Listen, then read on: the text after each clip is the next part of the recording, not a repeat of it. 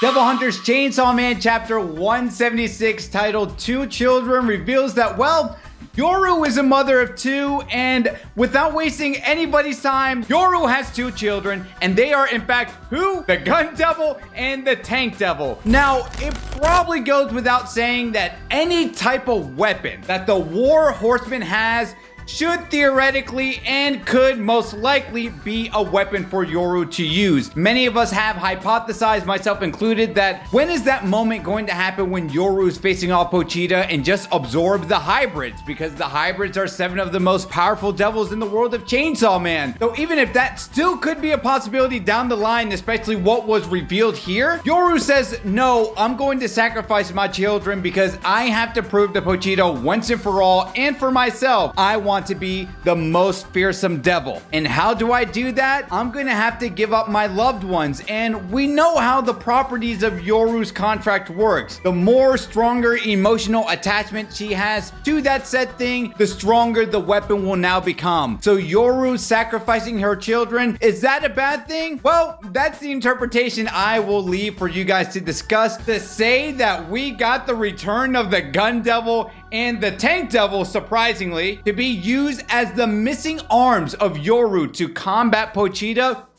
chef's kiss by Fujimoto. I can say wholeheartedly that this is one of my favorite chapters within all of Chainsaw Man. To see the vulnerability of Yoru, which we'll talk about in a second, and what parallels can we draw with the motherly bond and attachment of Yoru, the motherly bond and attachment we've seen with Makima. Does this also imply or insinuate that Fami herself could also be a mommy as well as the Death Devil? I'm sure people are gonna go crazy in the comments with this one, but now let's go ahead and take it to the top as we begin chapter 176 with, in a flashback, when Yoru still had her left arm, she's shown sitting in a bathtub reaching for a bar of soap. It glides into her hands and transforms into a sword. She shows it off to Asa, who isn't surprised. When she turned her apartment into a weapon, she didn't need to say its name. It's a sign of their growing strength, but Yoru explains it's still not enough to defeat Chainsaw Man. So just real quickly here, congratulations for everyone who was telling me in the last video that the little black panel towards the end of 175 was going to lead into a flashback here. This is something that is very apparent for manga readers, and how I never caught this, well, I apologize. Not to say I doubted you guys, but I'm glad we began with this flashback to reveal and just kind of confirm that was already heavily suggested, that because of the power amp, thanks to the Fire Devil contract, Chainsaw Man became stronger and the War Devil became stronger. And so one of the new power buffs that's received because of this increased strength means that now Asa and Yoru no longer has to say the name of the item that they are trying to attract. They can just think it. And I love how so many chapters later, this is very important since we don't have mouths in the present story. So this has come to great effect for Asa and Yoru. But more importantly, with all the pseudo Chainsaw Man running around, the fears of chainsaws is also single-handedly just one-upping Yoru every single time in terms of strength. So although there's war and there's outbreak, Yoru can still admit that she is still no match for Pochita. Anyway, Asa suggests to Yoru to bury the hatchet, as defeating Denji won't make her happy, especially with everyone remembering the horrors of war. But Yoru clarifies that it's not just about pride. She wants to rescue her comrades that Chainsaw Man swallowed. Now, if we just kind of break this down again to the present story and what has happened many chapters later, it's one thing to note that this conversation is, well, about defeating Chainsaw Man and the happiness that it can bring, more so like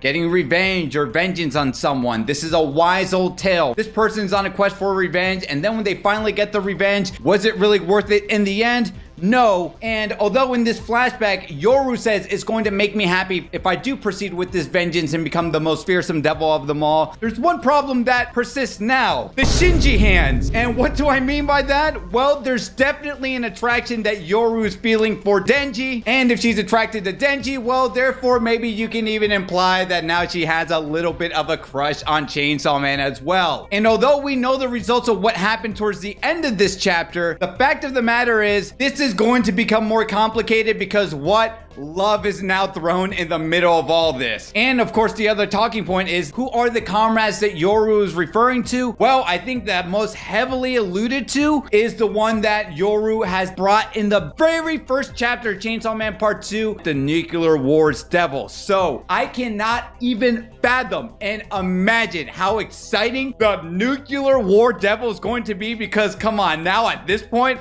I think it's safe to say we will get that. But who are the other comrades? And why is this counterintuitive for what happens later on, or what she suggests to Asa when she says that she has two methods of defeating Chainsaw Man, but it would be counterintuitive to save her comrade? But Yoru exclaims that she'll do anything to prove she's the more fearsome devil. Now, why is this so important? Is it more so a vengeance thing? Did Pochita hurt her pride to say or claim they want to be something? It seems like there's some internal trauma that we still haven't figured out with Yoru, which I love that Fujimoto, I think, is slowly leaving the breadcrumbs for. So comment down below if you think you might know what kind of trauma Yoru is suffering, due in part because of Pochita. But in the present, Yoru wonders if she'd be willing to turn her own children into weapons for her cause, realizing that she could. Summoning both the gun and tank devil locked in containment cells in the Gulf of Mexico and Mount Elbrus, which is the Soviet Union, she forms hands out of them. Mimicking Makima's bang, she shoots off one of the Chainsaw Devil's arms, tearing a hole in its stomach and freeing the Mouth Devil. And again, what an insane thing. Does this spell trouble for Pochita?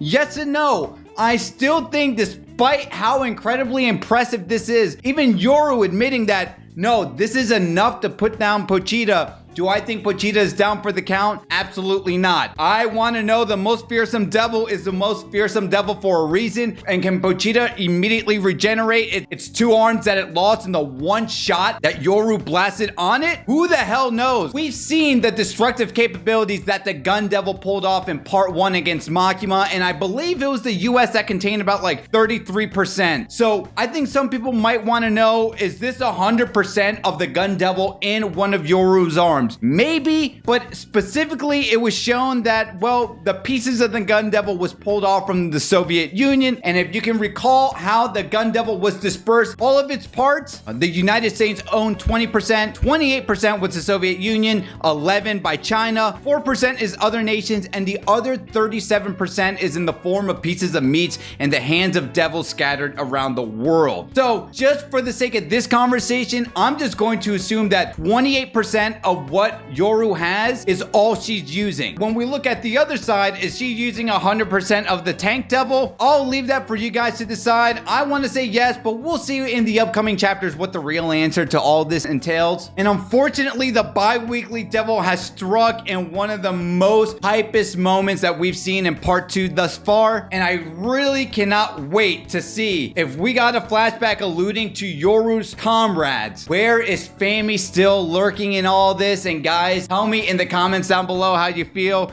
We will have more to discuss in the live stream, which you can go ahead and click right here. Take care.